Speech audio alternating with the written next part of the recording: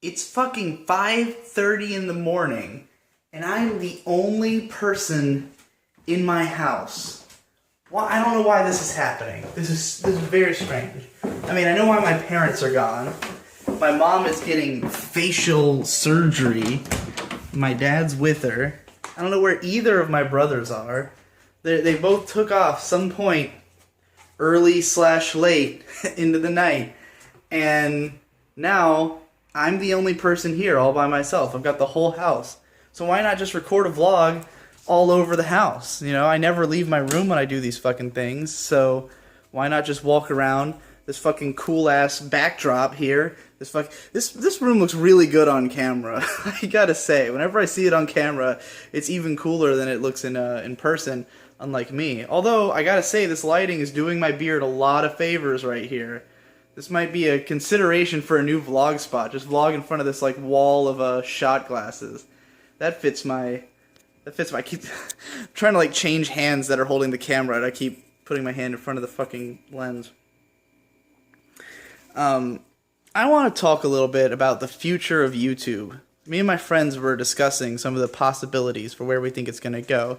You know, I think we've more or less arrived in the cyberpunk future. I think the arrival of virtual technology goggles to mainstream consumers, more or less. I mean, there's consumer-grade virtual reality in existence now. You know, we've got people walking around with visors on their faces and shit, playing video games in a virtual space.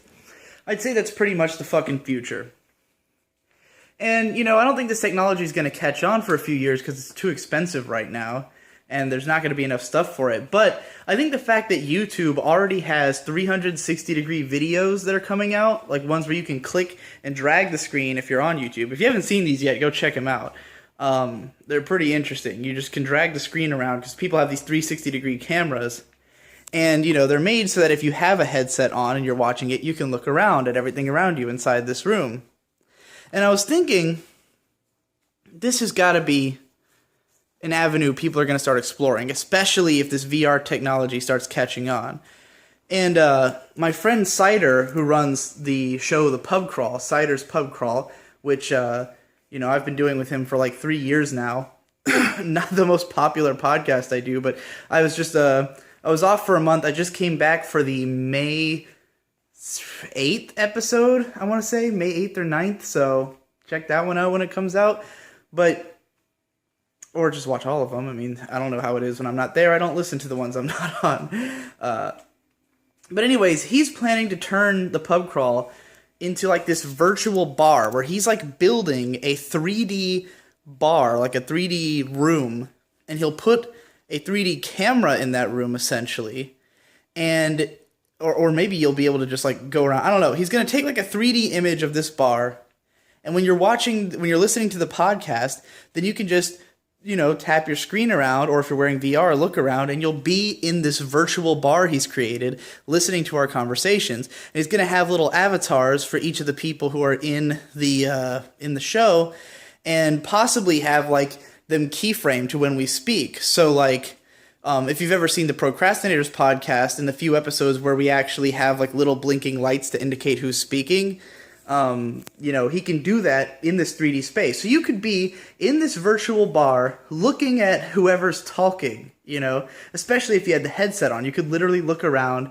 to whoever's talking. And I was thinking about how amazing this will be for doing podcasts in person. Because, you know, me and my friends, the Procrastinators, we've been talking forever about trying to either all move into one place together or to get some kind of studio, like move in close together and get some kind of studio space to make, you know, projects together.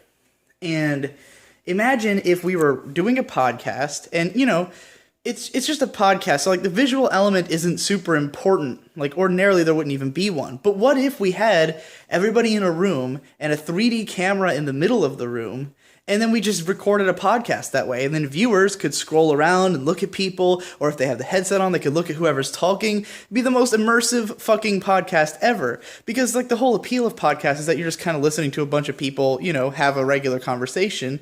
So being in that conversation and getting to see, you know, the hand gestures and the more intimate elements of it, you know, when people can make physical jokes and you'll be able to see it.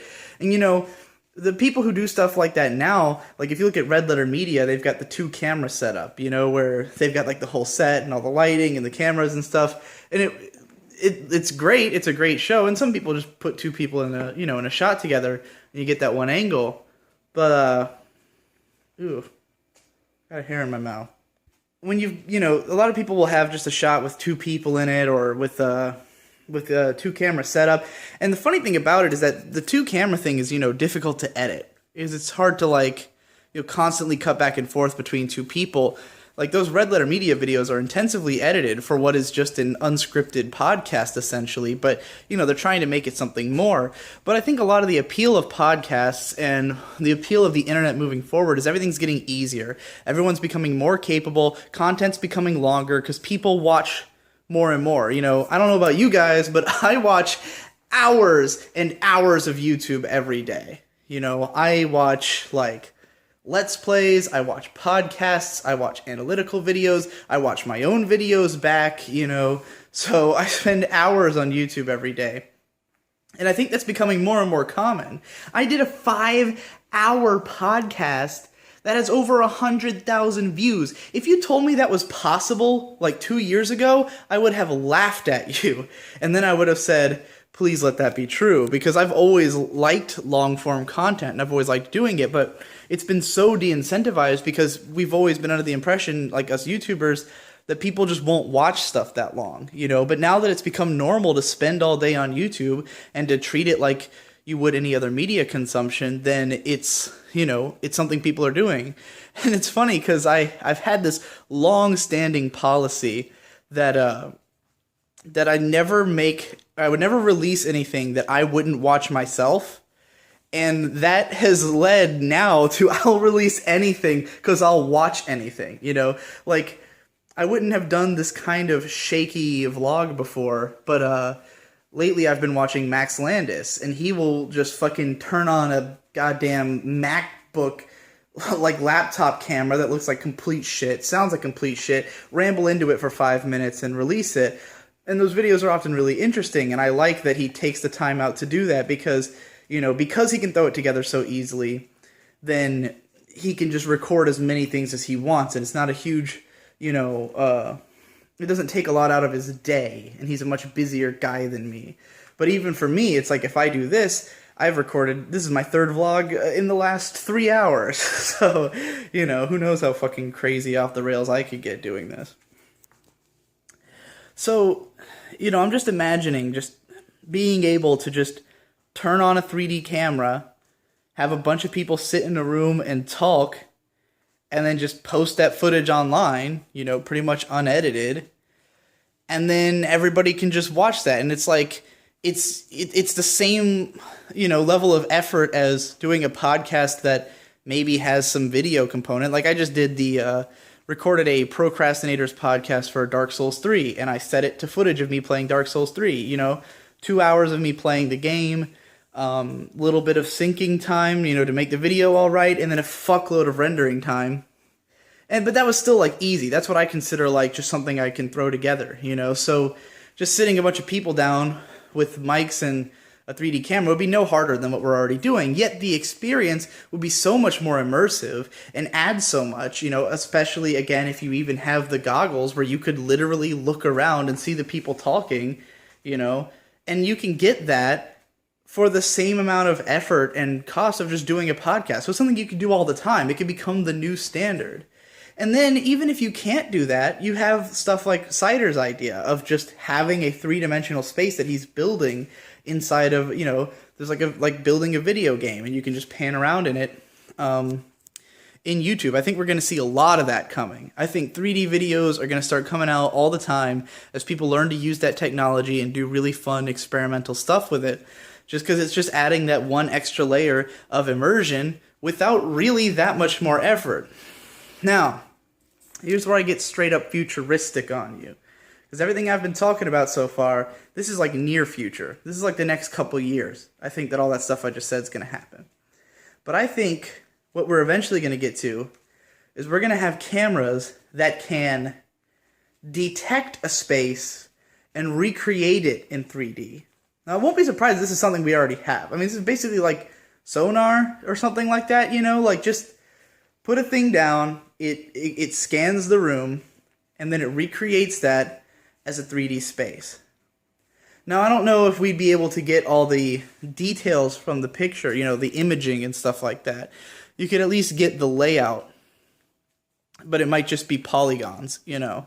But if we could have that, and it was like accessible technology that that I could buy for maybe a couple $1,000s, you know, just get a thing that I can fucking throw into a room and it takes a 3D image of it, then I can make videos that you can walk around in. I think eventually YouTube will become essentially a video game. Because, I mean, you can already tap on the screen and move the video around. So if it was possible for you as the viewer to move within the space of the video, then they could put, you know, keyboard controls like a video game, like keyboard and mouse controls, into YouTube's interface, and then you could move through a 3D environment. So basically every YouTube video turns into a walking simulator. Or at the very least, every YouTube video turns into those scenes in Metal Gear Solid 4 when like everyone's standing around talking and you're like a little robot and you can just go around and do whatever while they're all doing the cutscene, you know? I think we're going to end up with YouTube like that. And I'm just really interested to see that happen. Because, I mean, it's already kind of possible. Like, we could create 3D spaces and record podcasts in those spaces and release it as video games, you know. But I think once we get to a point where that technology is easier to replicate, then we're going to start seeing YouTube itself turn into a video game platform. So I think there's going to come a point when the lines between video and video game becomes blurrier. And, you know, like, I think this whole trend of these walking simulators and stuff is kind of the harbinger of this happening. You know, it's funny because those things get so criticized in video gaming communities because I really think that they aren't, like, people always say they're not video games, and it's like, that might actually be fair. It's just that the mediums are evolving around us, you know, video games and videos and storytelling, and all of it is just, it's moving into new directions, and we don't have good classifications for those yet, you know. There certainly is probably more in common with a walking simulator and a film than there is in common with a walking simulator and Super Mario Bros. But that doesn't invalidate the walking simulator as a work of art, even if it makes it not a great video game by whoever's standards, you know. But all that really matters to art is that it makes you feel something and maybe tells a story or engages you, keeps your interest, you know. So if we had walking simulators that I could produce as frequently as these vlogs, then I think that's where we're going to be headed. And I think that, you know, there's enough precedence for this in sci-fi that I think it's like kind of bound to happen. You know, like, I feel like a lot of the technological advances we have become inevitable because of their appearance in sci-fi, where, you know, there's so many stories about how Star Trek influenced so much of the technology that we have today. And I watch shows like Ghost in the Shell Standalone Complex and Psycho-Pass, where this is exactly how they're using VR technology, you know. I was really fascinated in Psycho-Pass by the chat rooms they had, where it's like they basically have a host, like basically a famous YouTuber. Like, the way that they treated them in the show was exactly like how you would treat a famous YouTuber. But they would just be in a, like, you know, an avatar in a 3D space, and people would come into their space to watch them talk. And I think that's literally what the internet's going to be in, you know, maybe 10 years, depending on how fast this technology progresses. So, yeah, I think that's what's coming. And I think it's great for people like me who sort of are already trained in you know, doing this kind of stuff. Like, if I am already a big enough YouTuber by the time this happens that I can afford this technology when it comes, then I'll be riding this wave, you know. which is exciting for me because my biggest concern has always been that what's eventually going to kill my career is that technology will change in a way that what I do will become irrelevant. And I think we're actually moving in the opposite direction. I think old media is becoming less relevant. I think people are going to have a harder time getting movies made, getting TV shows made, and stuff like that, because now content that one guy can make by talking into a camera while walking around his house is fighting for the eyeballs of people going out to see $300 million movies, you know? Everyone who's not watching Civil War right now because they're watching this video, you know, is one less ticket sold. And I think that as this easy to create media becomes more and more prominent, difficult to create media is going to go by the wayside. And that's sad, and it's going to lead to, you know, a lot less of these really well-produced shows and content, the kind of stuff we grew up on. And, you know, there's going to come a time where our generation is really nostalgic for that style, and we will keep it alive. But I think that the new generation coming up is not going to appreciate the distinction between high effort, high personnel media and this kind of low effort media, you know? And when guys like me are making the kind of money that I'm now making, which is not like, you know, when there's like a long period where YouTubers were saying like, I make a career out of my YouTubing, and then people assume that they're rich, and they're like, no, we don't make that much money.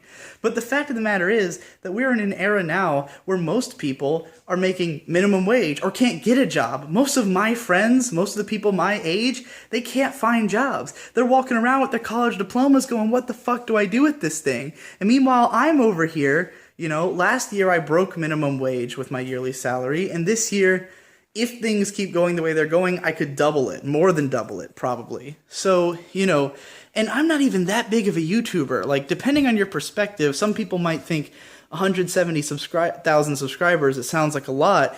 But if you look at my Social Blade ranking, I am the 14,000th highest subbed YouTuber. I am the 38,000th highest view count YouTuber, you know? So there's literally tens of thousands of people who have bigger audiences than me, or more pull than me, or potentially could be making even more money than me, you know? So YouTube's a sexy job to have right now. And people working in old media, people working on big projects aren't making that. I looked at this latest statistics of what people who work on anime make, and like, God, it's fucking depressing, because most of them get paid nothing, and even the people in the highest positions are making like, you know, only a bit more than what I'm making. Like, I could be making more than an anime director in a couple of years if I keep getting more popular, you know? So doing this kind of individual content where there's low overhead and you reap all the reward and, you know, and you can crank it out fast is going to keep looking sexier, and it's going to keep being something more people want to do and more people want to watch. And therefore, I think it's going to take over.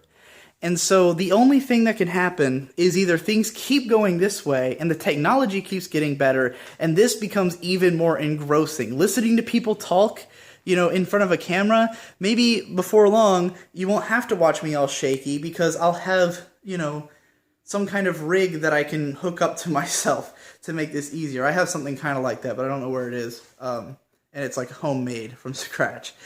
But, you know, maybe I'll have the technology for you to feel like you're in the room with me. And it'll become so engrossing that it'll be more exciting in some ways than films that are well put together. And I think the only way that we can stop things from going this way, if you wanted to do so, would be that films or that technology or like old media has to become so much more impressive that it just makes the stuff we do look boring, you know? I think that's what they were hoping for when every time they try to launch 3D movies, or every time they try to bring in 4K and 48 frames, they're just trying desperately to make movies flashier so people will stop looking at this stuff and stop playing video games. But I don't think it's gonna happen. I think more and more people are just losing interest in that kind of media. And maybe that's fine. Maybe movies have really explored most of the ideas they have, you know? Films have been around forever, and there's fucking tens of thousands of them, if not hundreds of thousands of films, you know? There's so many fucking films out there that you'll never run out. And they've explored so many ideas, and they've come so far. And now we've gotten to the point where it's like they're just trying to perfect one idea, you know, trying to make the perfect superhero movie is like all that blockbusters are trying to do. How do we make the ultimate superhero movie? And they've kind of already done it, so there's only so much higher they can go. Like, once they've made the ultimate superhero movie, where do we go from there? What could be the next trend? Well, maybe there won't be a next trend. Maybe big movies are gonna die and little YouTube's gonna rise up. It's an interesting thought. My arms are very tired now from carrying this camera around.